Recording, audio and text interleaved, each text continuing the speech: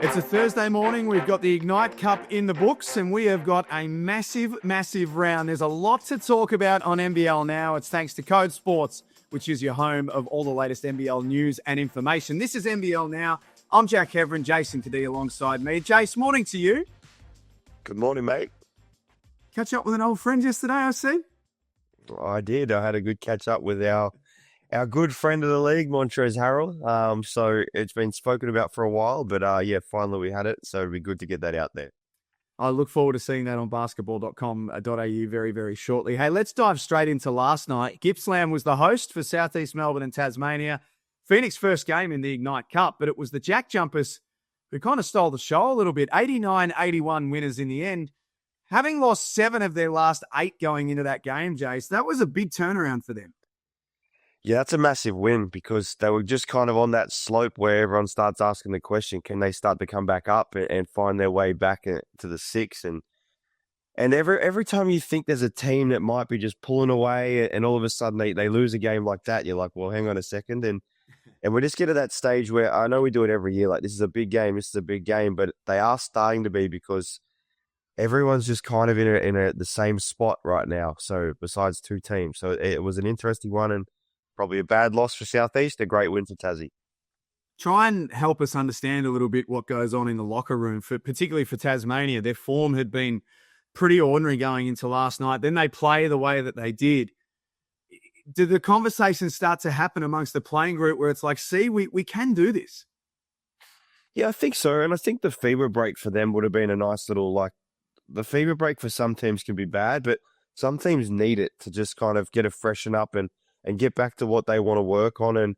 And Scott Ross has shown the ability with his coaching staff to get things done. So I think they might have needed that break. And now, last night, you do start to get to points where you're like, we need to win this game. We need to win this game. And so I think for them, being able to actually go out and do that on the road, the score was more of a Tasmania score. So I think they'd be pretty happy with that, and especially being on the road. And there's a little bit of this too with the JackJumpers, isn't there, where history tells us they probably play their best basketball when they're doing the hunting rather than being the hunted. Yeah. Well, that's what they made a living off, right? Like, they just thrived and they had that defend the island and we're the small guys that were taking on everyone else. And they kind of had that they rallied around. It's probably been lost a bit this year, but you're definitely right. When they're the team hunting, it seems like that's the Tassie thing and how they want to be. So for the Phoenix, Jace, they have built so much of their game around the 3-ball. They're the number 1 team in the competition. They're shooting it at nearly 40% from outside. But last night, the 3-ball deserted them. And that was pretty obvious calling the game as well. So what happens there when plan A's not working? Do you keep firing away, or in this modern game, do you have to put the 3-ball away? I had a talk with Derek Rucker the other day about this exact thing because even last week in Illawarra, it deserted them for basically 3 quarters. And then the 4th quarter, they started to make threes and it got them straight back into it. But it's kind of who they are. So if they're willing, if that's who their identity is and that's what they think we're going to defend, be up the court, cause chaos, and we're going to shoot a lot of threes. I just think that's what their group looks for. That's what they are. It's going to have nights like last night, though, where it does desert you and all of a sudden you go the other way very quick. Now, fortunately, most of this year it's worked for them because their record is better than most. But it's one of those things now in 3 games in the last basically week and a bit, they've lost two games and it's been because their 3-balls deserted them. But then this is the tricky bit with the Phoenix, isn't it? Because in between that, they knocked down 16 threes against Melbourne on Sunday. So, I mean, they're 3rd right now. Is that about right for the Phoenix? Do you think they're probably the 3rd best team in the competition? I think so, but then, as you said, they beat Melbourne United by almost 20 or whatever it was the other day. So that's where this league's kind of, you just can't take a second off. And I think for them, they've shown glimpses like against Melbourne United, but they've also shown glimpses where they're just not at that top 2 level yet. They've also never really been healthy. Like, missing a Foxwell right now, it really affects them. And I think Malik Lewis is a guy they're missing as well because he has a lot of the intangibles. So they'd still be sitting there going, look, this is not where we want to be. That's a win we had chalked up. But we've still got a lot to figure out and we've got some guys missing. So you're confident with where they sit, the Phoenix? Yeah, I think so. I just think third is about them. I think Adelaide and Melbourne have shown that they've been the more consistent team all year long. Well, speaking of those two, they're going to go head-to-head on Friday night. Firstly, we haven't had a chance to talk to you since Sunday. That someone somewhere should make a documentary about Bryce Cotton going back to Perth and the entire thing from start to finish. That was like cinema, that game. Well, I heard a little whisper last night that did happen, that we had cameras following him into Perth and the whole thing. So if that is true, I think it's going to be something everyone wants to watch. But the only thing, Flynn Cameron, he made a hell of a play. It was really smart, but there's so much of it that said, Flynn, just hand the ball to Bryce. And let's just let this cinema, like, listen, Flynn, now's not the time to go and make an excellent basketball play. But I think Adelaide and Flynn would be stoked. It was a great play. It was smart by him. But I know there's a whole heap of us that were just like, just give it to Bryce. And let's see if this cinema can end with him hitting a game winner. I actually agree with you a little bit, even though Flynn was fantastic. So what happens next for Adelaide? I mean, that was the emotion, and there's got to be a level of physical and emotional drain, I'm guessing, and then they back it up with another big game on Friday night. Yeah, well, I've actually been speaking to the boys because I'm actually in Adelaide at the moment with the NBL Rising Stars, the Step 1 thing that we're running, and a few of them were there last night with me doing some things, and they kind of said the best thing they flew back. They kind of had a day off. Then it was a couple of practices into the game. So they kind of, the whole, how it played out, they were stoked with. But it also seems like this group at the moment is pretty level-headed with where they're at. And that's a day-to-day thing. And they're arguably now, it sounds weird to say, they've probably been our most consistent team, just given they haven't had any little slumps that now we're slumped. Now, listen, are Melbourne United really in a slump? No, if they lose this one, they might be. But they've just been really consistent. I think level-headed. I think that's helped their group. So the season ebbs and flows, Jace. But on form right now, they're on top of the table, Adelaide. Are they the best team in it, do you think, or is that still Melbourne? I still think Melbourne are, but on Friday night, we could have a different discussion. I think this is a big chance for them. Like, I think last time they went to United, they had a bit of a free swing and they didn't win. United now coming off losses, them coming off that Perth win. It's kind of, for me, like an Adelaide chance to really say, hang on a second. Anyone who's saying that United's the best team, watch this. So I think Melbourne are, even though they're second, but I think Adelaide have shown the ability that they belong there. And Friday's a bit of a like, yep, and just to prove to everyone else we do belong here because we just beat United.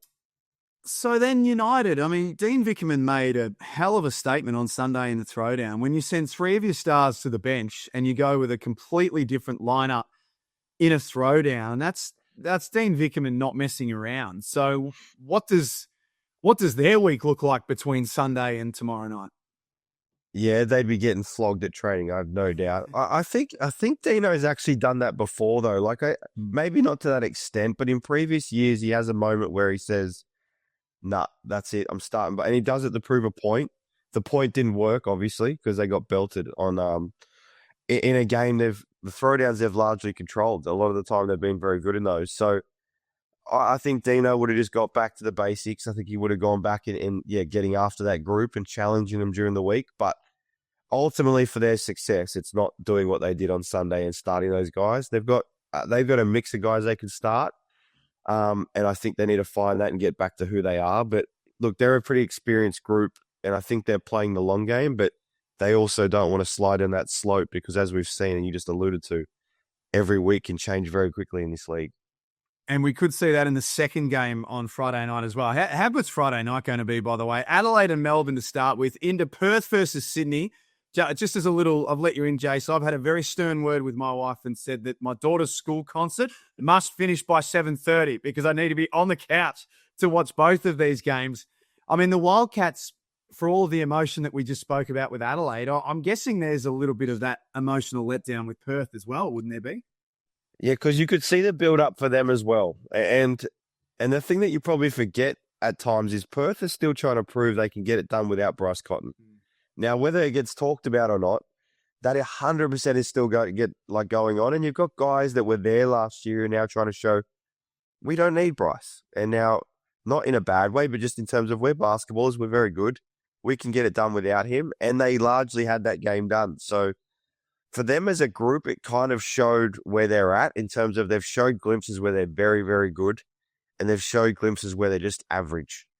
And this is another big game. And it's at home. It's a game that you'd think after last week, they'll come out with some anger in terms of we want to get back on the floor and right that wrong. And Sydney's a team that's coming off a loss and they need to go to Perth and get a win. So we're here again. It's a big game. I can't. The Sydney one's so hard to work out, isn't it? I mean, just before the FIBA break, they'd really got their game going. They chalked up a few wins, and Xavier Cooks looked as though he was pretty much back to the MVP sort of Xavier Cooks. And then they dropped 2 out of the FIBA break, and we're kind of left asking questions about Sydney again. Yeah, it's like every time you think you've figured someone out, they just want to surprise you with something else. The interesting thing for them now is they've got to slide Delhi back in and how that looks. I actually think they've missed him. They've missed a bit of his leadership and a bit of his control at times.